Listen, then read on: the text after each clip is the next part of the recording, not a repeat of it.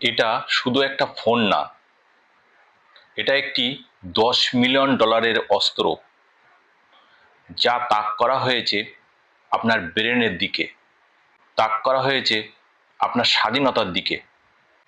ভাবুন তো, আপনি ফোনটা হাতে নিলেন 5 মিনিটের জন্য, কিন্তু হঠাৎ 30 মিনিট, 1 ঘন্টা কোথায় গেল? এটা কাকতালীয় নয়, এটা ডিজাইন করা আপনার মনোযোগ ও ডোপামিন হাইজ্যাক করতে এবং আপনাকে দুর্বল ও বিচ্ছিন্ন করে রাখতে। আপনার প্রতিটা স্ক্রল, প্রতিটা নোটিফিকেশন একটা ছোট ডোপামিন হিট, একটা ছোট সুখ, যা আপনাকে আবার ফিরিয়ে আনে, আবার আবার আবার। ধীরে ধীরে আপনি আর আপনার মনকে কন্ট্রোল করছেন না, আপনার মনকে কন্ট্রোল করছে একটা স্ক্রিন।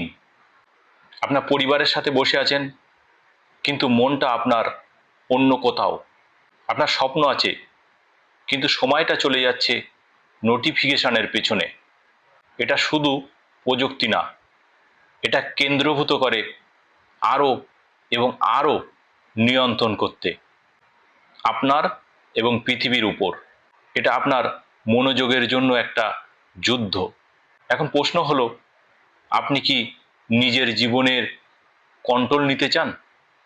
আপনার ফোনকে কন্ট্রোল করুন, এটাকে কন্ট্রোল করতে দিবেন না আপনাকে। আপনার স্ক্রিন টাইম 1 ঘন্টায় সীমাবদ্ধ রাখুন। ভিডিওটা শেষ হোক আর আপনি ফোনটি নামিয়ে রাখুন। একটা কাগজ নিন আর আপনার জীবনের প্ল্যান লিখুন।